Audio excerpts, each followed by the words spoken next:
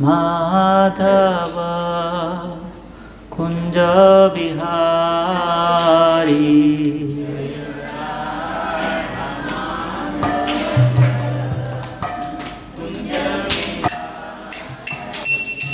जय राधा माधव कुंज बिहारी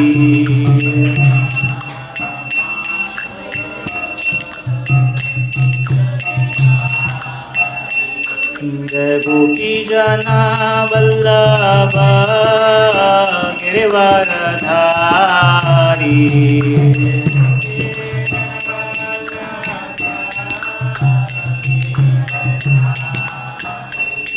जय गोपी जना वल्लभ गिरिवरधारी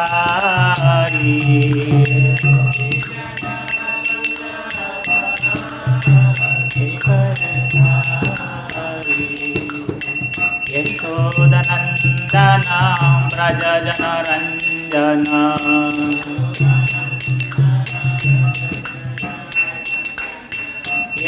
यशोदनंदन व्रज जनरंजन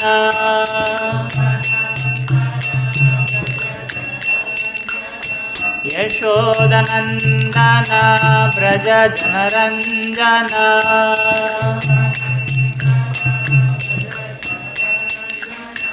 यमुना तीरा वनचारी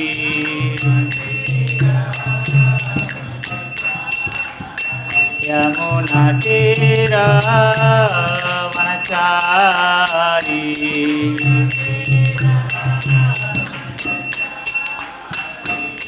जय राधा माधव कुंज बिहारी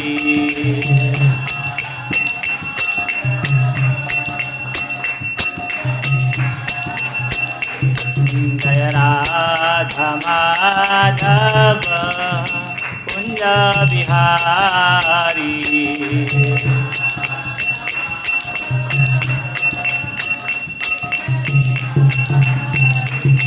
जय गोपी जना वल्लभ गिरिवरधारी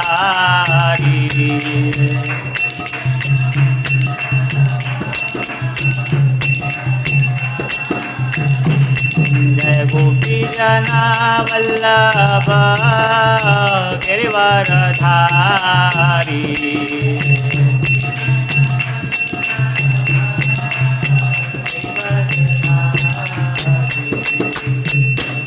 यशोदानंदन व्रज जनरंजन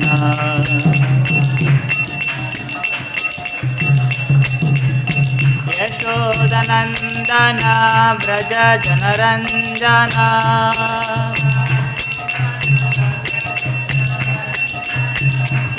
यशोदनंदन व्रज जनरंजन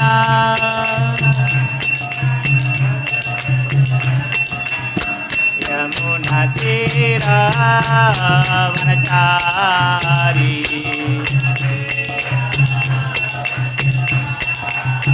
यमुना तीरा वनचारी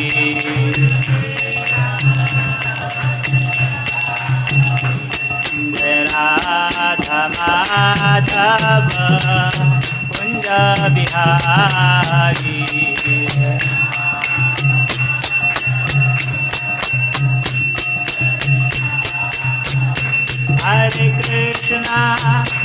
हरे Krishna Krishna Krishna Hare Hare Hare Ram Ram Ram Hare Hare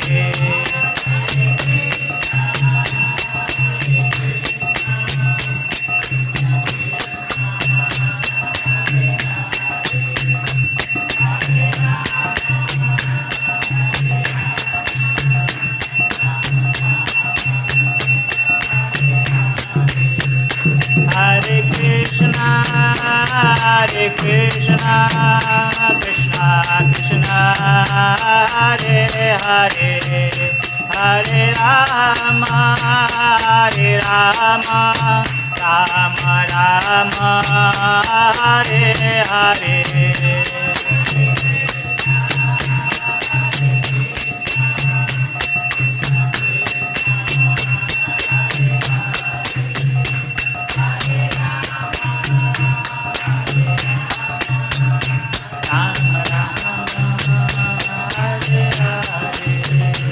Hare Krishna, Krishna Krishna, Hare Hare, Hare Rama, Rama Rama, Hare Hare.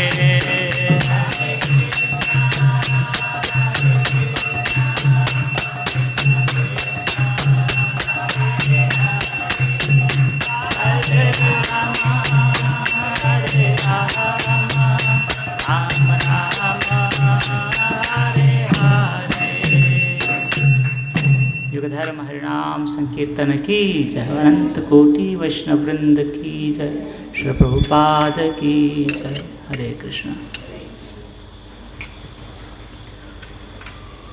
ओम अज्ञानतिमिरान्धस्य ज्ञानाञ्जनशलाकया चक्षुरुन्मिलितं येन तस्मै श्रीगुरवे नमः। नमः ॐ विष्णुपादाय कृष्णपृष्ठाय भूतले श्रीमते भक्तिवेदान्त स्वामिनिति नामिने। नमस्ते सारस्वते देवे गौरवाणी प्रचारिणे, निर्विशेषा शून्यवादी पाश्चात्यदेशतारिणे। वाञ्छाकल्पतरुभ्यश्च कृपा सिन्धुभ्यैव च पतितानां पावनेभ्यो वैष्णवेभ्यो नमो नमः। जय श्री कृष्ण चैतन्य प्रभु नित्यानंद, श्री अद्वैत गदाधर श्रीवासादि गौर भक्तवृंद। हरे कृष्ण कृष्ण कृष्ण हरे हरे, हरे राम राम राम हरे हरे। हरे कृष्ण। से भक्तों का हार्दिक स्वागत है आज के भगवद्गीता सत्र में। आज हम चर्चा करेंगे अध्याय क्रमांक 8। अध्याय का शीर्षक है भगवत प्राप्ति और श्लोक क्रमांक है 25। धूमो रात्रिस्तथा कृष्ण षण्मासा दक्षिणायनम्, तत्र चान्द्रमसं ज्योति योगी प्राप्य निवर्तते। धूमो रात्रिस्तथा कृष्णः षण्मासा दक्षिणायनम्, तत्र चन्द्रमसं ज्योतिः योगी प्राप्य निवर्तते। धूमो रात्रिस्तथा कृष्णः षण्मासा दक्षिणायनम्, तत्र चान्द्रमसं ज्योतिः योगी प्राप्य निवर्तते। अनुवाद और तात्पर्य कृष्ण कृपामूर्ति अभय चरणारविंद भक्ति वेदांत स्वामी महाराज श्री प्रभुपाद जी द्वारा अनुवाद। जो योगी ध्रुवे रात्रि कृष्ण पक्ष में या सूर्य के दक्षिणायन में रहने के 6 महीनों में दिवंगत होता है, वह चंद्रलोक को जाता है, किंतु वहाँ से पुनः अर्थात पृथ्वी पर चला आता है। तात्पर्य भागवत में 3 स्कंद में कपिल मुनि उल्लेख करते हैं कि जो लोग कर्मकांड तथा यज्ञकांड में निपुण हैं, वे मृत्यु होने पर चंद्रलोक को प्राप्त करते हैं। ये महान आत्माएं चंद्रमा पर लगभग 10,000 वर्षों तक देवों की गणना से रहती है और सोमरस का पान करते हुए जीवन का आनंद भोगती है। अंततोगत्वा वे पृथ्वी पर लौट आती है। इसका अर्थ यह हुआ कि चंद्रमा में उच्च श्रेणी के प्राणी रहते हैं, भले ही हम अपनी स्थूल इंद्रियों से उन्हें देख न सके। हरे कृष्ण। तो यहाँ पर विषय यह है, भगवान पूर्व काल में बताएं कि कैसे कोई व्यक्ति आपके जब श्लोक ही बताते हैं आपको, माम उपेत्य पुनर्जन्म दुःखालयम शाश्वतम नाप्नुवन्ति महात्मानः संसिद्धिं परमां गता। भगवान ने कहा है कि जो यदि कोई अंतकाल में मुझे स्मरण करता है तो वह व्यक्ति मुझे प्राप्त होता है, और विशेष करके कहा है कि वह इस संसार में पुनः से जन्म नहीं लेता है। तत्पश्चात भगवान जो संसार की गणना है वो बताएं, कैसे व्यक्त अव्यक्त दो तरीके के जगत है वह बताएं, और कहे कि पर तस्मात् भावो अन्य, इस व्यक्त और अव्यक्त से भी परे एक है, अव्यक्त है, माफ़ कीजिए, यह सर्वेषु भूतेषु न सत्सु न विनश्यति। तत्पश्चात भगवान उस परम पुरुष को प्राप्त करने का रास्ता बताते हैं, पुरुषा स परापार्थ भक्त्या लभस्त्वे अनन्या। और अभी भगवान उस योगी के बारे में बता रहे हैं, मतलब यदि कोई योगी अंतकाल में शरीर त्यागने के पश्चात, भगवान ने कहा था कि भगवत धाम प्राप्त करने के पश्चात वह व्यक्ति पुनः से संसार में नहीं आता है। तो भगवान पिछला वाला श्लोक और आज का श्लोक इसमें वो रास्ता बता रहे हैं, किस रास्ते से यदि योगी गमन करता है तो वह पुनः से संसार में नहीं लौटता, और किस रास्ते से यदि वह गमन करे तो वह पुनः से संसार में लौट आएगा। दो रास्ते बता रहे भगवान। 24 नंबर के एक श्लोक में एक रास्ता बताया और 25 नंबर के अर्थात आज के श्लोक में दूसरा रास्ता बता रहे हैं। तो ऐसे नहीं कि कोई भी योगी शरीर त्यागे तो उसे यह फल प्राप्त होगा। कौन सा फल? कि वह पुनः संसार में नहीं लौटेगा, नहीं। तो भगवान समझा रहे हैं कि यदि कोई अपने बलबूते से यह संसार को त्याग के पुनः इस संसार में लौटना नहीं चाहता है तो उसे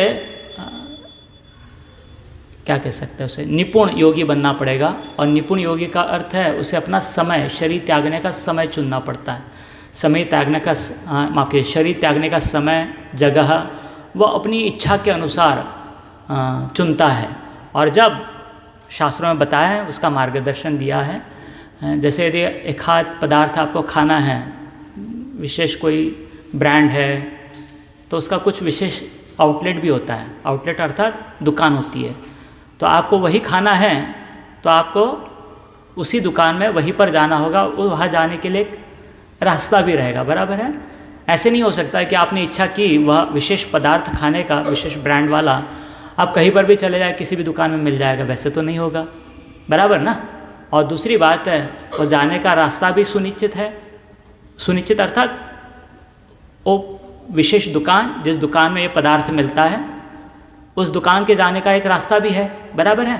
तो यदि किसी की इच्छा है कि वह खाना चाहता है वह विशेष पदार्थ, तो उसे वहाँ जाना पड़ेगा और उसी रास्ते से जाना पड़ेगा। आप समझ रहे हैं ना।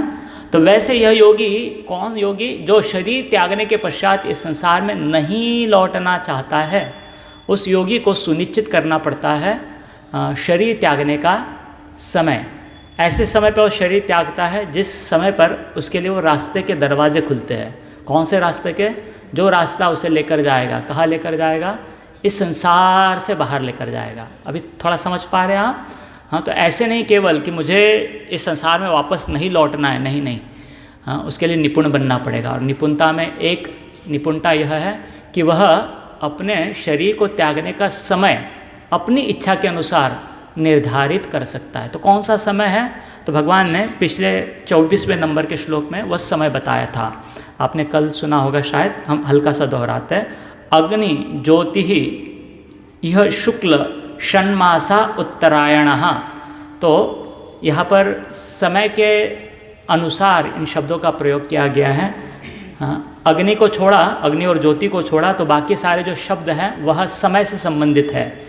अह का अर्थ होता है दिन, शुक्ल का अर्थ होता है शुक्ल पक्ष, षण्मास उत्तरायण 6 महीने का उत्तरायण होता है।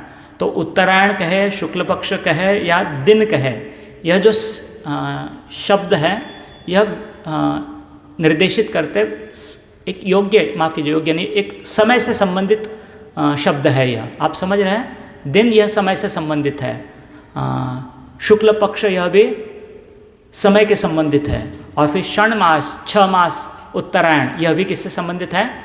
समय से संबंधित है। लेकिन अग्नि और ज्योति, यह 2 शब्द जो है, ऐसा लगता है कि यह समय से संबंधित नहीं है, लेकिन नहीं, अग्नि का समय है, अर्थात वहाँ पर प्रकाश का समय है। और प्रभुपाद जी समझा रहे हैं तात्पर्य में, आचार्य भी समझाएं, जब इन शब्दों का भगवान प्रयोग कर रहे हैं तो ये शब्द अपने आप में केवल काल नहीं है, समय तो है, लेकिन समय के साथ साथ समय के काल की देवताएं होती है। हाँ, जैसे आपका घर है तो आपका घर यह जगह है, लेकिन आपके घर में रहने वाले आप क्या है? उस जगह की देवता हो। हरे कृष्ण। देवता अर्थात वहाँ की सारी व्यवस्थाएं आपके नियंत्रण में हैं, तो आप बन गए वहाँ के नियंत्रक। नियंत्रक का अर्थ है छोटे रूप में ईश्वर कहते हैं। हाँ, तो ईश्वर, आपने नाम सुना है ईश्वर? ईश्वर का अर्थ होता है नियंत्रक। तो जो व्यक्ति नियंत्रक है उसे कहते हैं ईश्वर। हाँ, ईश्वर अनेक होते हैं, लेकिन परमेश्वर एक ही होते हैं। तो ईश्वर, तो घर में भी किसी का घर है तो उस व्यक्ति, घर का जो मालिक है, वह वहाँ का बन गया ईश्वर। तो वैसे संसार के स्तर पर बहुत सारी जगहें हैं, और उन जगहों के भी क्या है? अधिपति, हाँ, अधिपत्य वाले नियंत्रक देवताएं हैं। तो ये देवताएं जगह जगह पर, जैसे हाँ, कोई सोसाइटी है तो सोसाइटी में प्रवेश करना है आपको, तो गेट नंबर 1, फिर वहाँ पर एक सिक्योरिटी गार्ड रहेगा, फिर गेट नंबर 2 रहेगा, फिर हो सकता है विंग नंबर 1, विंग का भी सिक्योरिटी गार्ड या चेकअप रह सकता है, फिर हो सकता है आप, मतलब अलग अलग स्तर हो सकते हैं ना। तो एक गार्ड क्या करेगा? एक रास्ता खोलेगा, वो नियंत्रक है। उसे कोई जाकर मिले और उसे मना ले तो खोल सकता है। क्या खोल सकता है? एक रास्ता खोल सकता है कुछ दूरी तक का। फिर जाएगा दूसरा नियंत्रक के पास, फिर दूसरा नियंत्रक, उसने खोलना चाहिए दूसरा रास्ता, फिर आता है तीसरा। तो ऐसे करते करते जब योगी, एक तो है कुशल है, किसमें कुशल है वह? हाँ, अपने शरीर को त्यागने में कुशल है। अपनी इच्छा के अनुसार वह शरीर को क्या कर सकता है? त्याग सकता है। प्रभुपाद जी उस तात्पर्य में कह रहे हैं, उसका सारा यश इस बात पर निर्भर करता है। किस बात पर? यदि वो निपुण है, सही समय पर, उचित समय पर यदि वो शरीर त्यागेगा। कौन सा समय है? यह समय दिया है, दिन का समय है, शुक्ल पक्ष का समय है, उत्तरायण का समय है। इसी समय पे सारे देवताएं जो रास्ते पर हैं, अभी आगे आता है, फिर वह सूर्यदेव है, फिर सूर्यदेव के पश्चात इंद्रदेव है, इंद्र के पश्चात ब्रह्मा जी है, और इस तरह से वो रास्ता फिर भगवान के दूत हैं जो इस जीवात्मा को क्या करेंगे? इस संसार से परे लेकर जाएंगे। हाँ, तो हाँ, तो निपुण है, तो उसकी सारी क्या कह सकते, यश उसकी निपुणता पर निर्भर है। अन्यथा प्रभुपाद जी कहते हैं एक्सीडेंटल मतलब न कळत असं झालं की जिस समय उन्होंने शरीर त्याग दिया उस समय यही समय था और वो थोड़ा सा जुड़ कर आ गया, अर्थात वो निपुण नहीं थे। एक्सीडेंटली मतलब बिना किसी विशेष निपुणता के उन्होंने शरीर त्यागा और उसी समय वही समय आ गया जो समय भगवान ने बताया। तो यदा कदाचित उस प्रसंग में वह व्यक्ति इस संसार में वापस नहीं लौट के आएगा। अन्यथा यदि वह व्यक्ति निपुण नहीं है तो संभावना यही है कि पुनः उसे संसार में आना पड़ेगा। तो शायद हो सकता है कि कैसे यह मतलब यहाँ पर उसे अपने बलबूते पर निर्भर करना पड़ता है। इसीलिए यहाँ पर प्रभुपाद जी बाद में भी बताते हैं, किंतु कृष्ण भावनामृत में शुद्ध भक्त में, माफ कीजिए, शुद्ध भक्त के लिए लौटने का कोई भय नहीं रहता, चाहे वह शुभ मुहूर्त में शरीर त्याग करे या अशुभ क्षण में, चाहे अकस्मात, हाँ एक्सीडेंटल का अर्थ है अकस्मात, माफ कीजिए हम शब्द नहीं याद कर पा रहे थे, अकस्मात शरीर त्याग करे या स्वेच्छापूर्वक। तो इस योगी को स्वेच्छा से उसी समय पर शरीर त्यागना पड़ेगा, और एक आध बार यदि अकस्मात हो गया लेकिन समय उचित था तो उसकी गाड़ी निकल जाएगी, अर्थात वह यश को प्राप्त कर लेगा। अन्यथा संभावना यह है कि वो फेल हो जाएंगे, उन्हें पुनः इस संसार में लौटना पड़ेगा। लेकिन भगवत भक्त के बारे में भगवान कह रहे हैं, माफ कीजिए प्रभुपाद जी कह रहे हैं, किंतु कृष्ण भावनामृत में शुद्ध भक्त के लिए लौटने का कोई भय नहीं रहता, चाहे वह शुभ मुहूर्त में शरीर त्याग करे या अशुभ क्षण में। क्यों? क्योंकि वो पूर्ण रूप से किन पर निर्भर है? भगवान पर निर्भर है। तो आज के श्लोक में प्रभुपाद जी माफ कीजिए, भगवान समझा रहे हैं फिर कौन सा ऐसा समय है जिस समय वह समय था जिस समय योगी इस संसार में नहीं लौटेगा, और ऐसा कौन सा समय है जिस समय यदि योगी शरीर त्यागेगा तो उस संसार में पुनश्च लौटता है। तो कहते हैं धूमो रात्रिस तथा कृष्ण। धूमो का अर्थ है धुएं का समय, रात्रि का अर्थ है रात्र, तथा कृष्ण, कृष्ण का अर्थ है कृष्ण पक्ष। शुक्ल पक्ष होता है और कृष्ण पक्ष। शुक्ल पक्ष मतलब जिस समय चंद्रमा का तेज बढ़ता है, और कृष्ण पक्ष में चंद्रमा की तेज कम होता है, 15 दिन का। हाँ, एक में अमावस्या आती है और एक में पौर्णिमा आती है। तो कृष्ण पक्ष, और फिर क्या है? षण्मासा दक्षिणायनम। और दक्षिणायन का जब समय है, अर्थात ग्रीष्मकाल से शुरुआत का समय, ग्रीष्मकाल शुरू होता है, तो उस समय यदि योगी शरीर त्यागे तो क्या होगा? तो वह योगी चंद्रमसम, माफ कीजिए, चंद्रमसम वो प्राप्त करता है। किसे प्राप्त करता है? वह चंद्रलोक को प्राप्त करता है। हाँ, और चंद्रलोक को प्राप्त कर कर क्या करता है? तो प्रभुपाद जी तात्पर्य में समझा रहे हैं श्रीमद् भागवतम का संदर्भ देकर कि इस संसार में बहुत सारे ऐसे कर्मयोगी हैं जो कर्म के माध्यम से कुछ फल की अभिलाषा रखते हैं, या फिर कर्म में निपुण भी रहे। एक तो सूर्य, माफ कीजिए, स्वर्गलोक की कांक्षा रखते हैं, या उच्च लोगों की अनुभूति की कांक्षा रखते हैं। तो यह लोग क्या करते हैं? यज्ञ इत्यादि कर्मकांड तथा यज्ञकांड में निपुण है, वे मृत्यु होने पर चंद्रलोक को प्राप्त करते हैं।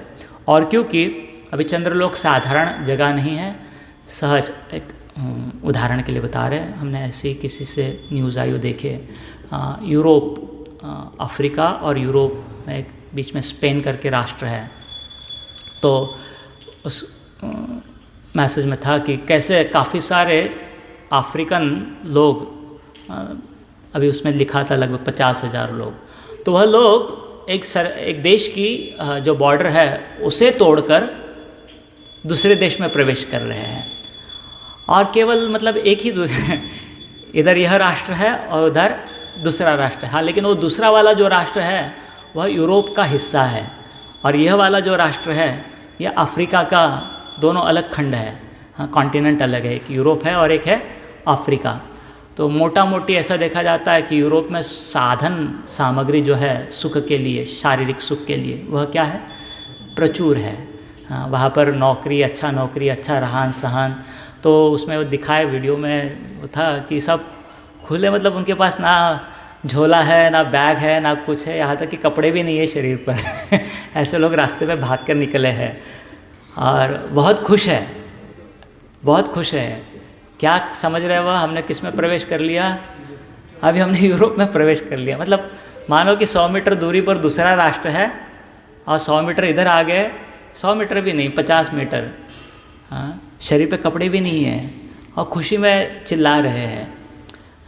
समझने का यह प्रयास कर रहे हैं कि देखिए थोड़ा सा अंतर हो गया जगह में, तो सुविधाओं में कितना फ़र्क पड़ गया। आप समझ रहे हैं बात को? केवल एक बॉर्डर है, इधर सुविधाओं की इतनी कमतरता है, और केवल बॉर्डर क्रॉस करते व्यक्ति तो भौतिक दृष्टि से कह रहे हैं इतनी सारी सुविधाएं कि आदमी को बदन पे कपड़े भी ना रहे तो उसे लग रहा है बहुत, क्योंकि मेरे पास ऐसे भी कहा है, उसमें दिखा है कि लोग उस रास्ते को चूम रहे हैं, चुंबन कर रहे हैं रास्तों का, कि हम यही बात यहाँ पर है। चंद्रमसम, पृथ्वी वाले लोग क्या चाहते हैं? आजकल भी हो रहा है, लोग चंद्र पर जाना चाहते हैं, मंगल पर जाना चाहते हैं, होता है ना? क्यों? क्योंकि उन्हें लगता है शायद वहाँ पर कुछ अच्छा रहे। लेकिन प्रभुपाद जी समझा रहे हैं तात्पर्य में, आजकल की सीमित दृष्टि वाले लोगों को यह बात समझ में नहीं आती कि चंद्रलोक पर भी एक विशेष जीवन की सुविधाएं हैं, जीवन है वहाँ पर भी। प्रभुपाद जी कह रहे हैं इसका अर्थ यह हुआ कि चंद्रमा में उच्च श्रेणी के प्राणी रहते हैं। प्राणी का अर्थ है जीव। भले ही हम अपने स्थूल इंद्रियों से उन्हें देख न सके, भले ही हमें देखने की क्षमता नहीं है, इसलिए हम देख नहीं पा रहे, इसका अर्थ यह नहीं है कि वहाँ पर कोई जीव सृष्टि नहीं है। इसे समझाने के लिए एक दूसरा उदाहरण दिया जाता है। जैसे अग्नि में भी जीव होते हैं, आपको पता है। अक्सर हमें लगता है कि अग्नि में जीव नहीं होते हैं, लेकिन कुछ जीवाणु ऐसे होते हैं कि जिनके शरीर अग्नि में भस्म नहीं होते हैं, उनके शरीर में फायर बैक्टीरिया कहते हैं उसे। ऐसे कोई जीव होते हैं जो पानी में भी रहते हैं। मोटा मोटी यदि हमारा उदाहरण ले तो हम पानी में जीवित नहीं रह सकते, लेकिन इसका अर्थ ऐसे नहीं है कि पानी में कोई नहीं रहता है। आप समझ रहे हैं?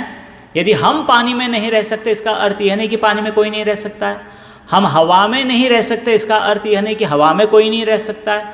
हम अग्नि में नहीं रह सकते, इसका अर्थ यह नहीं कि अग्नि में कोई नहीं रहता है। कुछ समय पूर्व हमने एक उदाहरण देखा था। एक जीवाणु क्या कहते हैं, हमारा पोलर रीजन, साइबेरिया, रशिया, उसकी ऊपर की ओर क्या कहेंगे उसे, नॉर्थ पोल। हाँ, तो नॉर्थ पोल में कुछ वैज्ञानिक उत्खनन कर रहे थे, देख रहे थे कि क्या जीव सृष्टि है यहाँ पर। तो उन्होंने काफ़ी, वहाँ पे बहुत बर्फ़, मोटी बर्फ़ है, छोटी नहीं है, और उस बर्फ़ में हज़ारों सालों तक, हज़ारों नहीं लाखों सालों तक बर्फ़ जमती गई है। हाँ, उनके कार्बन डेटिंग कहते हैं। कार्बन का मतलब अर्थात लकड़ी का कोई टुकड़ा मिल गया, कुछ मिल गया, तो उससे पता चलता है कि ये बर्फ़ का जो हिस्सा है ये कितना साल पुराना है। तो जैसे जैसे वो निकालते हैं नीचे से कुछ हिस्सा और फिर उसका कार्बन डेटिंग करते हैं, उनको पता चलता है ये 10,000 साल पुरानी जगह है, ये लाख साल पुरानी जगह है। तो उन्होंने जब ऐसा कुछ हिस्सा निकाला नीचे से, तो लाखों साल पुराना उन्हें एक जीवाणु मिला। हरे कृष्ण। हाँ, अभी इतना बर्फ़ के नीचे है वह, जहाँ पर कोई जीव सृष्टि। लेकिन मज़ेदार बात यह थी कि जैसे ही जीवाणु को, मतलब वो गोला उन्होंने निकाला और प्रयोगशाला में उन्होंने लेकर आए, वो जीवाणु मृत नहीं था। जैसे ही बर्फ़ पिघली, वो जीवाणु वापस चलित हुआ, और केवल चलित नहीं हुआ, उस जीवाणु ने एक से दूसरा, दूसरे से तीसरा अर्थात प्रजोत्पादन शुरू किया। हरे कृष्ण। और फिर उन्होंने उस जीवाणु का जीवन अवधि निकाला, तो लाखों साल पुराना वो जीव का क्या था, अर्थात लाखों साल पहले वो जिंदा था। अभी भी मरा हुआ। हाँ, एक योगी की भांति, वो भी योगी हो गया। एक योगी की भांति उसने अपने जीवन को, जीवन के लक्षणों को इतना स्थिर कर दिया था कि मृत्यु नहीं हुआ उसका। तो हम बताने का उद्देश्य हमारा कि कोई सोचेगा यहाँ पर तो कोई जीव सृष्टि, अर्थात वैज्ञानिक को लग रहा था, लेकिन जैसे उन्होंने निकाला तो उन्हें पता चला लाखों साल पहले भी जीवाणु थे। हाँ, और ये इतने सालों से ये जीवित है, मरा हुआ नहीं है। उनके लिए अजूबा था ये। तो कहने का उद्देश्य हमारा वह था कि हम पानी में नहीं रह सकते, इसका अर्थ कोई पानी में नहीं रह सकता। हम हवा में नहीं रह सकते, इसका अर्थ कोई हवा में जीव नहीं रह सकते। हम अग्नि में नहीं रह सकते, इसका अर्थ यह नहीं है कि अग्नि में कोई जीव नहीं होता है। तो हमारा जो शरीर है वह मिट्टी के अंश उसमें ज़्यादा है। ऐसे कोई जीवाणु हैं जिनमें जल का अंश अधिक है, वो जल में रह सकते हैं। ऐसे कोई जीवाणु हैं जिनमें वायु का अंश अधिक है, उड़ सकते हैं, हल्का होता है उनका शरीर, तो आसानी से क्या कर सकते हैं। यदि आपने विज्ञान में पढ़ा होगा, पंछियों के बोन्स, हड्डियाँ अंदर से क्या होती है, खोखली होती है। हाँ, पोकड़ मराठीत म्हणायचं तो उनका वजन क्या हो जाता है, हवा का अंश ज़्यादा है, सरल बात है। इसलिए वो हवा में क्या कर सकते हैं, हम नहीं। तो जैसे इस भूतल पर ही हम अनुभव कर सकते हैं कि हम केवल पृथ्वी पर जीवित रह सकते हैं, लेकिन इसका अर्थ नहीं कि अन्य जगह पर कोई जीव नहीं है। पृथ्वी पर ही हम अनुभव कर रहे हैं कि अन्य वातावरणों में भी जीव होते ही है। तो वैसे ही अन्य लोक भी है जहाँ पर जीव है। कैसे जीव है, जिनका शरीर उस वातावरण के लिए योग्य है। तो वैसे अग्निदेव है, इंद्रदेव है, चंद्रदेव है, इंद्रलोक है, चंद्रलोक है। इन जगह पर, हर जगह पर क्या है, जीव सृष्टि है। हाँ, फर्क क्या है, जैसे हमारा शरीर है वैसे उनका शरीर नहीं है। तो प्रभुपाद जी समझा रहे, तो इस चंद्रलोक पर जाकर क्या करते हैं लोग, क्यों जाना चाहते हैं, क्यों, जैसे अफ्रीका का वो बताया उदाहरण, क्यों जाना चाहते हैं एक बॉर्डर को क्रॉस कर कर, सुविधाएं ही सुविधाएं हैं। हाँ, यहाँ तक कि ऐसे कोई राष्ट्र है जहाँ पर बिना कोई काम किए, यहाँ पर कह दे हमारी भाषा में तो 2 लाख रुपए महीने का तनख्वाह मिल जाएगा उनको, लाख रुपया 2 लाख रुपया बिना काम किए, अनएम्प्लॉयमेंट क्या कहे उसे, भत्ता, बेरोज़गारी भत्ता। तो बेरोज़गारी भत्ता कितना उनका, लाख रुपया, $1000 बेरोज़गारों को। हम बोलेंगे कि काम कर कर भी 1 लाख रुपए नहीं मिलता है, उनको क्या मिलता है, बेरोज़गारों को केवल डिक्लेयर करना है कि हम क्या है, हम बेरोज़गार हैं, तो गवर्नमेंट उनको देगी। हरे कृष्णा। केवल क्या फ़र्क है, कुछ सीमाओं का फ़र्क है, केवल सीमाएं बदल जाए तो इतनी सुविधाएं बदल सकती है। तो यह तो लोक है, उच्च लोक है, चंद्रलोक। तो प्रभुपाद जी बता रहे हैं वहाँ पर वह व्यक्ति 10,000 साल तक, कितने साल तक, अर्थात उसे वैसा शरीर प्राप्त होता है, उसे वैसी इंद्रिय प्राप्त होती है जो इतने लंबे समय तक कार्यरत हो सकती है, सशक्त रह सकती है। और ये 10,000 साल हमारी गणना के अनुसार नहीं, देवताओं की गणना के अनुसार। और देवताओं की गणना क्या है, हमारे 6 महीने मतलब देवताओं के 12 घंटे, और हमारा 1 साल मतलब देवताओं का 1 दिन। ऐसे देवताओं के 365 दिन होते हैं तो उनका 1 साल पूरा होता है। ऐसे कितने साल, 10,000 साल। जाना चाहेंगे? हाँ। मतलब इस जीवन में 15-20 साल पहले, 25 साल तो प्रिपरेशन में ही चले जाते हैं आदमी के, बेचारा परेशान होते समझते। फिर बाकी में और 10-15-20 साल तो बाकी सारा सुविधा इकट्ठा करने में ही चला जाता है। बचते 5-10 साल जीवन के, मतलब जो भी कुछ सुकून सांसारिक दृष्टि से पाने के। फिर आ जाता है बुढ़ापा या रिटायरमेंट। उस समय भी कुछ विशेष शारीरिक अनुभूति नहीं मिल सकती है। तो बचा कितना फिर बीच का, 10-15 साल। 10-15 साल में भी कोई बहुत सारी जिम्मेदारियां हैं, वापस बीमारी हो सकती है, तो उसका भी सुख। हरे कृष्ण। बचा कितना फिर? तो इस संसार में 50-100 साल जो भी जीवन है अवधि रहे, उसमें भी सुख की अवधि बहुत बहुत कम है। और इनके पास कितने साल, 10,000 साल बिना नौकरी के। हाँ, कोई नौकरी की ज़रूरत नहीं, कोई नौकरी नहीं, कोई बुढ़ापा नहीं, कोई बीमारी नहीं, सोमरस पीते हैं। हाँ, वहाँ पे लिखा है ये महान आत्माएं चंद्रमा पर लगभग 10,000 वर्षों तक वेदों की माफ कीजिए देवों की गणना से रहती है और सोमरस का पान करते हुए जीवन का आनंद भोगती है। जीवन का आनंद तो दिया गया है यह सुविधा किन लोगों के लिए, जो ऐसी इच्छाएं रखते हैं। और ऐसे योगी जो निपुण नहीं हुए हैं, कैसे योगी, जो निपुण नहीं हुए हैं, वह इस रास्ते से जाते हैं, कहा जाता है चंद्रमा पर जाते हैं, 10,000 साल तक जीवन का आनंद अनुभव करते हैं, जो चंद्रमा की सुविधाएं हैं। लेकिन पुनश्च वो कहाँ आते हैं, इस धरातल पर आते हैं। कहते हैं अंत तो गत्वा वे पृथ्वी पर लौट आती है। ये सारी आत्माएं क्या होती है, पुनश्च पृथ्वी पर लौट आती है। तो जब हम 10,000 साल सुनते हैं तो बड़ा लंबा लगता है, लेकिन जैसे अभी वैयक्तिक जीवन का भी देख लीजिए, जो भी कुछ साल बीते हैं जीवन के, लगता है कि अरे ऐसे ही बीत गए। तो होता है ना 10, 15, 20 साल, या फिर आज का ही दिन समझ लीजिए, सुबह हुई थी और ऐसा लग रहा है अभी दिन क्या हो गया। हाँ, हालांकि 12 घंटे बीत चुके हैं, लेकिन ऐसा लग रहा है अरे आताच तर सकाळ झाली होती आणि आताच तर काय झालं, संध्याकाळ झाली। हरे कृष्ण। तो ये 10,000 साल भी कैसे बीत जाते हैं। हरे कृष्ण। और विशेष बात है कि इस अनुभूति के पश्चात भी जीव संतुष्ट नहीं होता है। इसीलिए कहा पुनरावर्तिनो अर्जुन आ ब्रह्म भुवनालोका। भगवान ने पहले कहा था यह, आ ब्रह्म भुवनालोका पुनरावर्तिनो अर्जुन। भले ही लंबी अवधि उन्हें प्राप्त हो रही है चंद्रलोक की, लेकिन कैसी है वह भी क्षण के भांति है। और फिर तत्पश्चात क्या होगा, पुनरावर्तिनो अर्जुन, पुनश्च वह आएंगे। कहाँ आएंगे? इस धरातल पर आएंगे और पुनश्च फिर वही कर्म का चक्र है। तो मानो कि भले ही लगे एक दृष्टि से कि ये लंबी अवधि तक सुख है, लेकिन जो ज्ञानी व्यक्ति है, जो समझदार व्यक्ति है, कहता है यही संस्पर्शजा भोगा दुख योनैव एवते आद्यंतवंत कौन्तेय न तेषु रमते बुधाहा। बुधा अर्थात जो बुद्धिमान व्यक्ति है, जो समझदार व्यक्ति है, वह यह नहीं देखता है कि 10,000 साल तक चलने वाला है। वो क्या देखता है?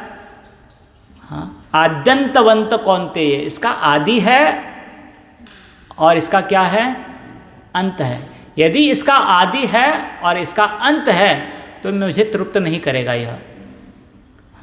ये मुझे तृप्त नहीं कर सकता। क्यों? क्योंकि मेरा स्वभाव अर्थात जीवात्मा का स्वभाव आदि और अंत वाला नहीं है। न जायते म्रियते वा कदाचन न यम भूत्वा भविता वा न भूयः। भगवान गीता में दूसरे अध्याय में पहले ही बता दिए, न यम जायते म्रियते वा कदाचन, ये ना तो पैदा हुआ है ना तो ये मरेगा।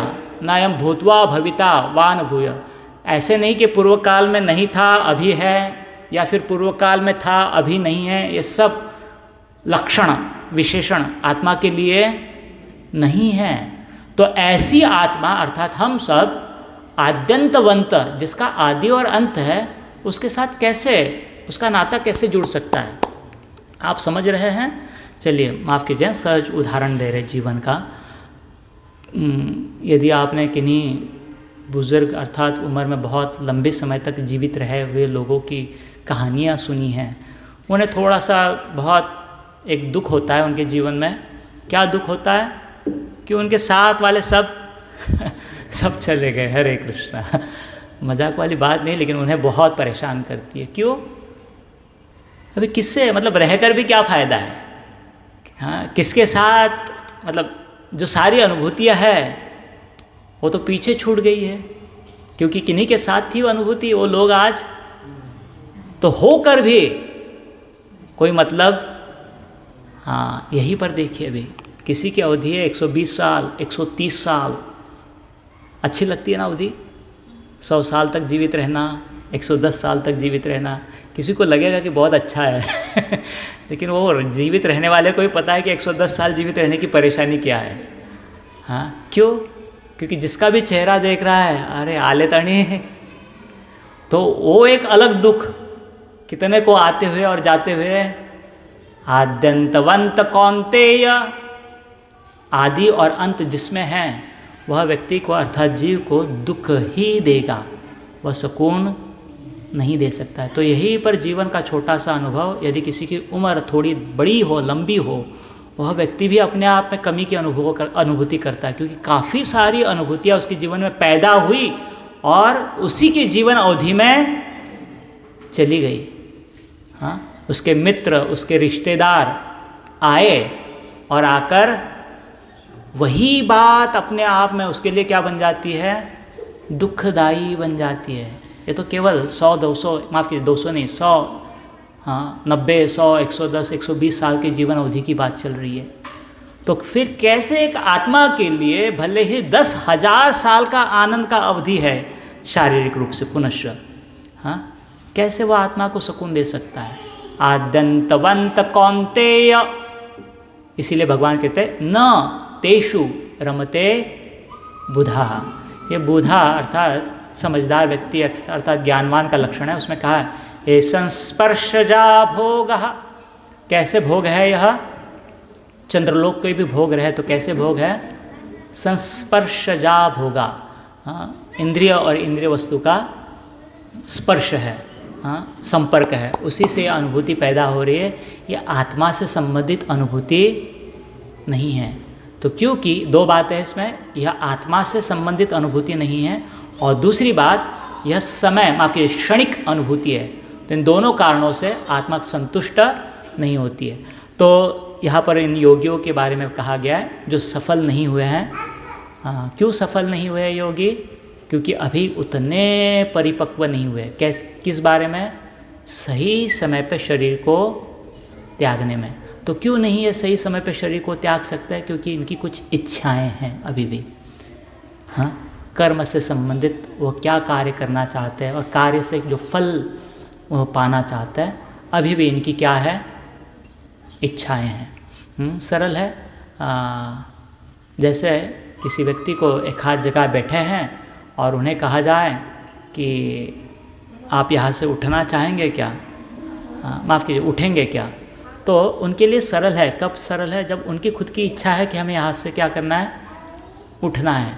लेकिन एक आध व्यक्ति को जो उठना नहीं चाहता है, उदाहरण के लिए कई जगह से, उसके लिए मुश्किल है। हाँ, बराबर समझ रहे हैं ना। तो वैसी बात है आत्मा की, जिस आत्मा को शरीर से अनुभूति की अपेक्षा नहीं है, वह आत्मा क्या कर सकती है, अपने इच्छा के अनुसार शरीर त्यागने का समय सुनिश्चित कर सकती है। अन्यथा जिस आत्मा को शरीर की अनुभूति से कुछ संबंध है, वह शरीर को त्यागने का उचित समय निर्धारित नहीं कर सकती। और दूसरा एक सबक यहाँ पर है कि इस योगी का सफलता किस पर निर्भर है, वह अपने आप के प्रयासों पर ही नहीं है। हाँ, ज़रूर उसके भी प्रयास है, लेकिन उसे सहयोग लगेगा। किनका सहयोग लगेगा, ये सारे जो देवताएं हैं रास्ते में अलग अलग गेट पर, कौन से देवता हैं, पूर्व काल में हमने देखा अग्नि की देवता है, हाँ, प्रकाश की देवता है, दिन की देवता हैं, शुक्ल पक्ष की देवता है, उत्तरायण की देवता है, तत्पश्चात इंद्र है, माफ़ कीजिए तत्पश्चात चंद्र है, इंद्र है, ब्रह्मा जी है। इन सारे देवताओं के माध्यम से जब उन्हें सहयोग प्राप्त होता है, तो वह आत्मा एक जगह से दूसरी जगह से तीसरे, ऐसे करते करते इसमें एक प्रभुपाद जी तात्पर्य में लिखते हैं,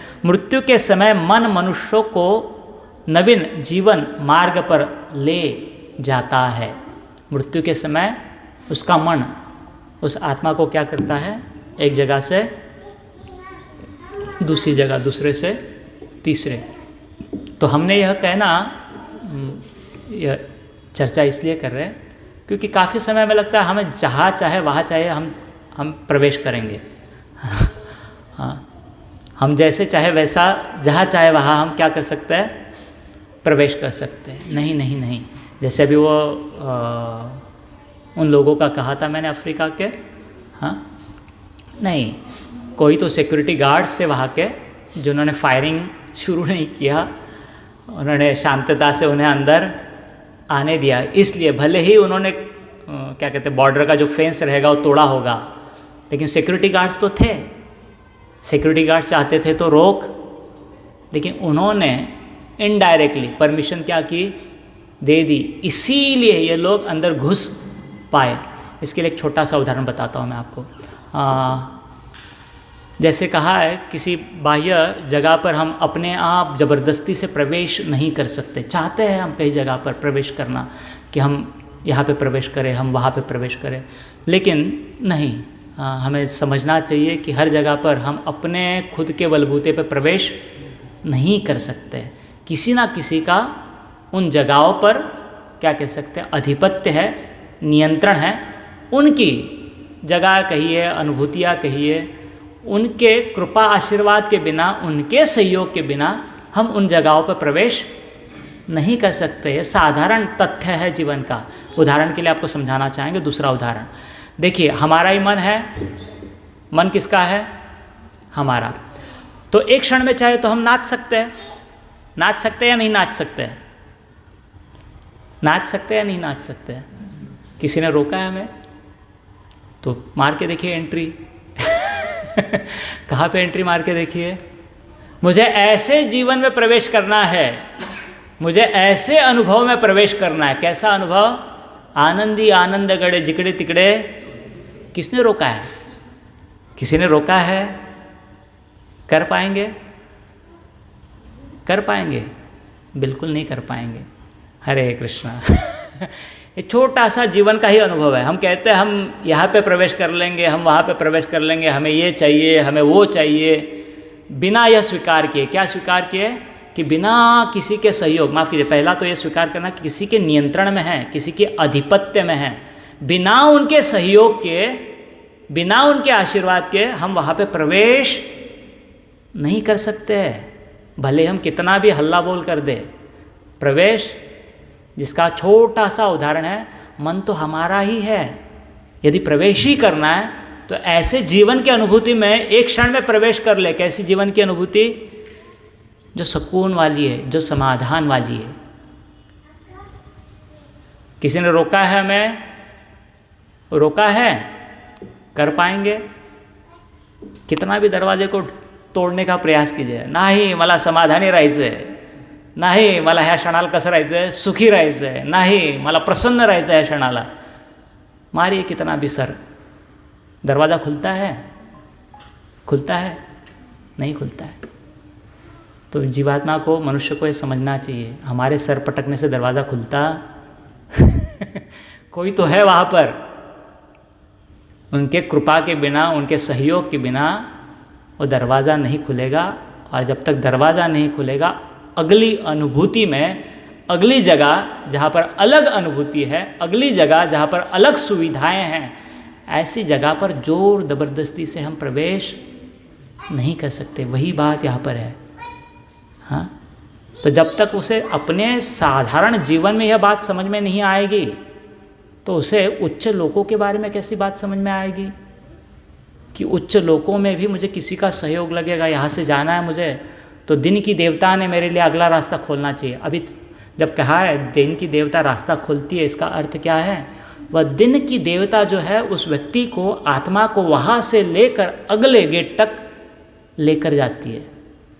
फिर वहाँ से आती है दिन की देवता के बाद आती है शुक्ल पक्ष की देवता, उस आत्मा को उस जगह से लेकर अगली जगह तक लेकर जाती है।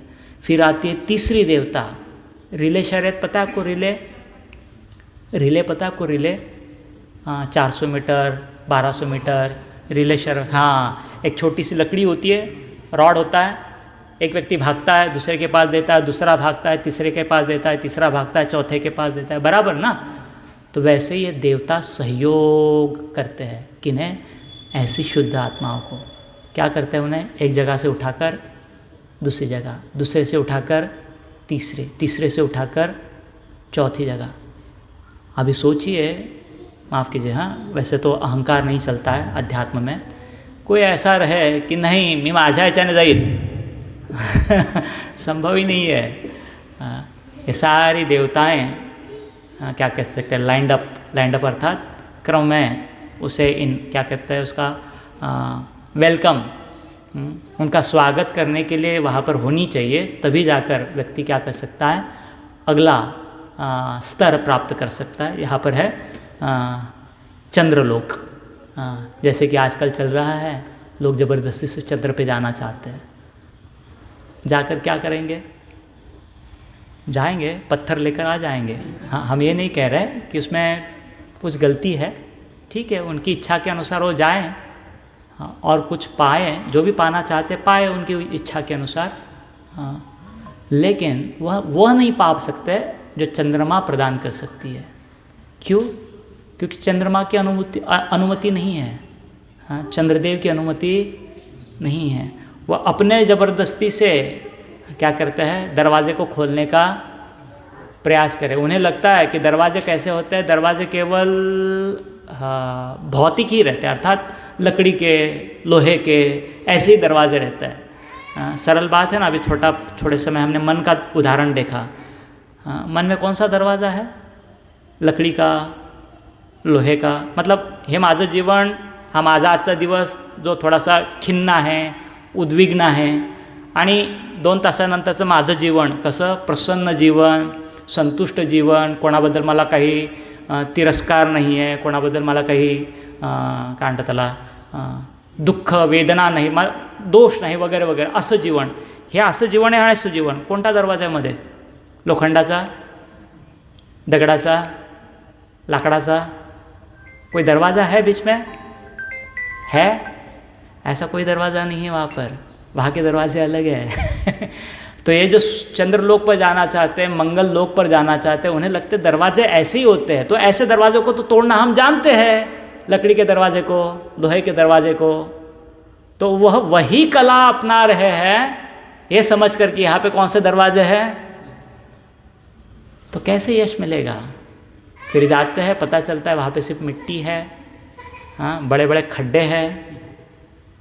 ज़रूर ही क्योंकि दरवाजे उनके लिए किसी ने खोले ही नहीं। और क्यों नहीं खोले? क्योंकि वह अपने आप को पात्र नहीं कर पाए। तो इस बात से हमें समझना चाहिए कि हमें बिना ऐसे जीवात्माओं के जिनके पास यह क्षमता है, उनके सहयोग के बिना, उनकी कृपा के बिना था। तो शायद माफ़ कीजिए, हमें व्यासदेव जी है शायद, व्यासदेव जी या उनके गुरु है शायद, पुरोहित है, हाँ, वह उन्हें कहते हैं कि अभी आपको देवलोक जाना पड़ेगा और देवलोक जाकर आपको इंद्र जी से और अन्य देवताओं से अस्त्र शस्त्र लाना पड़ेगा। मतलब आगे युद्ध आने वाला है तो उसकी तैयारी के लिए। तो अज्ञातवास से पूर्व काल में तो इंद्र, माफ़ कीजिए, अर्जुन जी को वह मंत्र सिखाते हैं, जिन मंत्रों से अर्जुन जी उत्तर की ओर जाते हैं।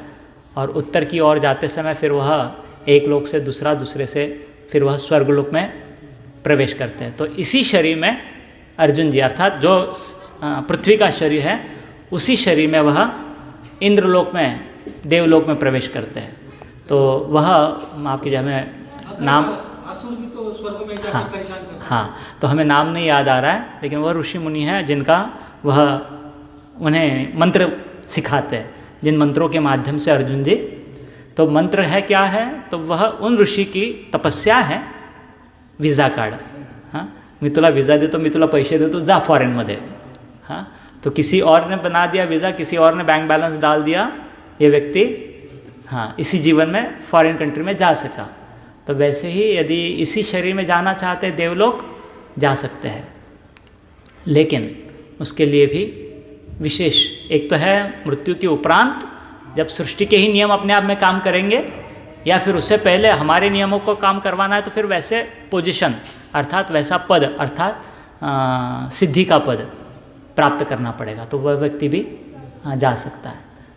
कुछ है ऐसे उदाहरण, बहुत सारे राजाओं के उदाहरण हैं पूर्व काल के, जो स्वर्गलोक की प्राप्ति करना चाहते थे, कोई यज्ञ किया उन्होंने और तत्पश्चात शायद पूर्वों, उनके बेटी को जो अच्छा वर नहीं मिल रहा था, ऋषि मुनि, हाँ, वह भी है, रेवती, हाँ, रेवत, राजा रेवत, हाँ, लेकिन भगवान की लीला से संबंधित है वो डायरेक्टली, प्रत्यक्ष रूप से। और कोई प्रश्न है या कोई टिप्पणी है? नहीं, इसी से एक और मेरा है, हाँ, जैसे बोलते ऋषि मुनि बिना शरीर त्यागे नहीं जा सकते हैं, हाँ, लेकिन वो तो शरीर तो भौतिक है, वो तो शरीर यहाँ रहता है। हाँ, और दूसरा एक और प्रश्न है, जैसे ऐसे उदाहरण मिले कि आत्मा छोड़ देते हैं, आप 2 मिनट के बाद तीसरे शरीर में प्रवेश करते हैं, हाँ, तो इसका क्या फिलॉसफी है? तो जब कहा है कि वो इसी शरीर में प्रवेश करते हैं अन्य लोकों में, तो हमारा जो शरीर है अभी, सरल बात है, जैसे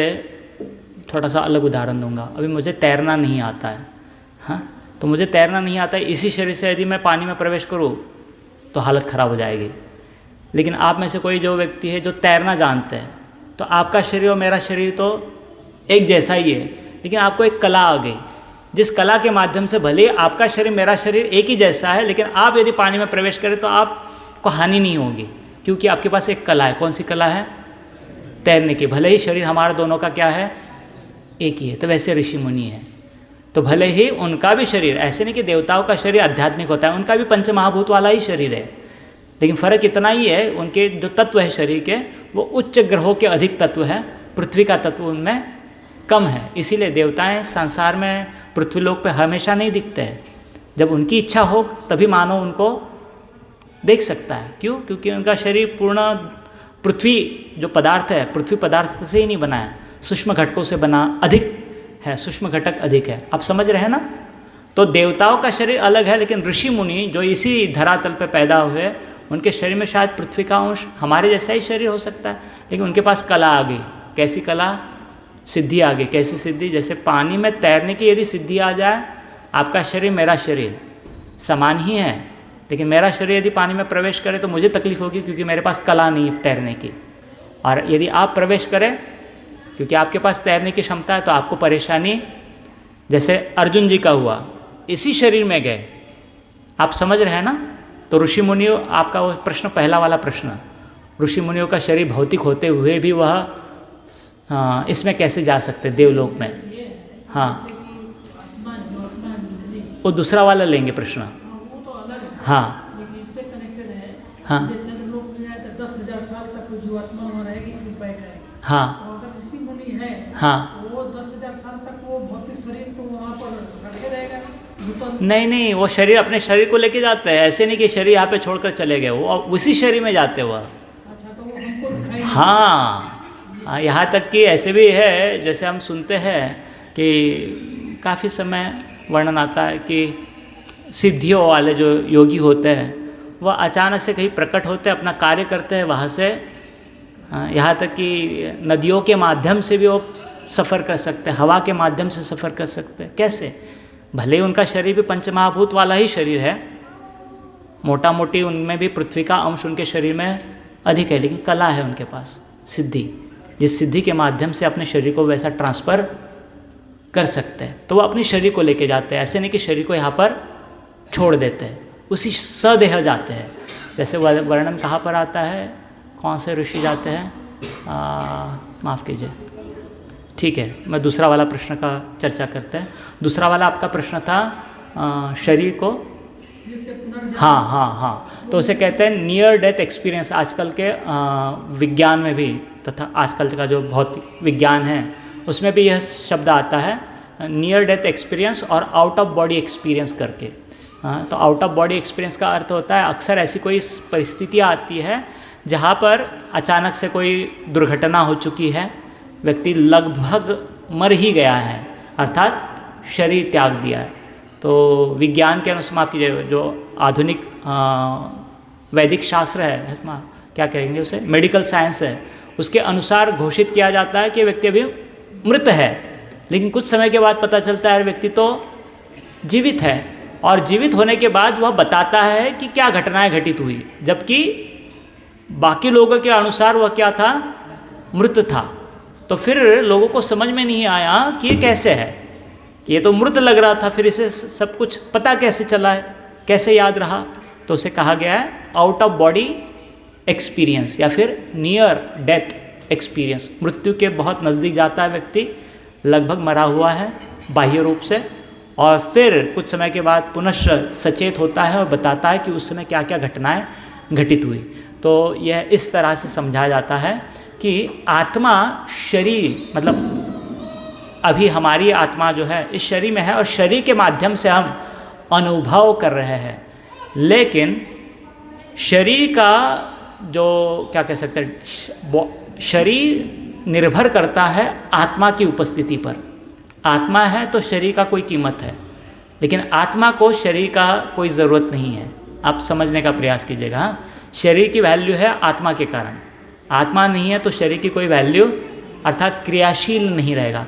लेकिन आत्मा को शरीर होना ही चाहिए क्रियाशील होने के लिए, ऐसी बात नहीं है। आत्मा अपने आप में सचेत है, आप समझ पा रहे हैं? तो आत्मा अपने आप में सचेत होने के कारण जब वो शरीर त्याग कर शरीर से बाहर आती है, वह अनुभव कर सकती है। क्या अनुभव कर सकती है? वह देख सकती है, वह सुन सकती है। तो वही बात होती है, आत्मा अपने सूक्ष्म शरीर के साथ, मन बुद्धि अहंकार रूपी जो उसका सूक्ष्म शरीर है, उस सूक्ष्म शरीर के साथ इस स्थूल शरीर से बाहर आती है। क्यों बाहर आती है? मानो कि जैसे एक आध समय पर कोई दुर्घटना हुई है कहीं पर, हाँ, मानो कि घर में आग लग गई है, माफ़ कीजिए, हाँ थोड़ा विचित्र उदाहरण है, लेकिन समझने के लिए बता रहे हैं। तो व्यक्ति घर में कोई घटना हुई है इसलिए घर से बाहर भाग कर आ जाता है, क्योंकि उसे सदमा है कि कुछ हो जाएगा। लेकिन कुछ समय के बाद उसे पता चलता है कि घर सर्व का ही व्यवस्थित है, इसलिए फिर वापस वो क्या प्रवेश करता है, घर में प्रवेश करता है। वैसी बात इन आत्माओं की होती है। कोई एक्सीडेंट हो गया, शरीर क्या कह सकते हैं, उसे आघात पहुंचा है, मानो कि शरीर क्या होने वाला है, भी डिसफंक्शनल, आत्मा निकल गई शरीर से, लेकिन फिर कर्म के नियमों के अनुसार लगता है नहीं अभी समय बचा है, चलो वापस फिर पुनश्च वह शरीर में प्रवेश करती है और वहाँ से उसका जीवन पुनश्च शुरू होता है जैसे पहले था। लेकिन जो बीच वाला समय है, हमारी दृष्टि से वो व्यक्ति मृत था, लेकिन उसके दृष्टि से वो मृत था ही नहीं। वो तो पहले शरीर से अनुभव कर रहा था, बाद में शरीर के बाहर आकर अनुभव कर रहा था। तो फिर वह दोहराता है, बताता है लोगों को। अर्थात ऐसे प्रसंगों में हुआ, अक्सर ये हुआ है कि कोई डॉक्टर्स थे, कोई नर्स थी, कोई घटना थी, तो बताता है व्यक्ति कि कैसे उस समय क्या समय था, कैसी कार्यकलाप उस समय थिएटर, ऑपरेशन थिएटर में चल रहा था, या सड़क पर क्या हुआ रहा था। तो सामान्य रूप से इन बातों को स्पष्ट करना या एक्सप्लेन करना संभव ही नहीं है। ये तभी संभव है जब हम ये बात को स्वीकार करते हैं कि ये आउट ऑफ बॉडी एक्सपीरियंस है। तो फिर किसने किया? आत्मा ने किया। कैसे किया? वह शरीर से बाहर आया, निकलना था उसे, लेकिन पता चला कि अभी भी शरीर कार्यरत हो सकता है। आत्मा पुनश्च शरीर में आ गई और फिर यहाँ से पुनश्च वह उनका जीवन जैसे चल रहा था वैसे क्रियाशील हुआ। इसमें मूलभूत बात यह है कि आत्मा सचेत है। कौन सचेत है? आत्मा। आत्मा पर शरीर निर्भर करता है, शरीर पर आत्मा निर्भर नहीं करती है।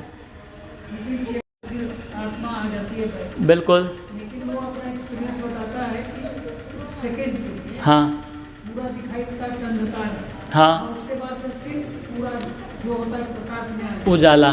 तो कभी कभी अभी देखिए, इन बातों पर कितना विश्वास रखना है कितना नहीं, हम तत्व के रूप में जानना चाहते हैं या समझना चाहते हैं। उन्होंने क्या वर्णन किया उस मृत्यु के समय का, हम उस बात को ज़्यादा गंभीरता से नहीं लेते।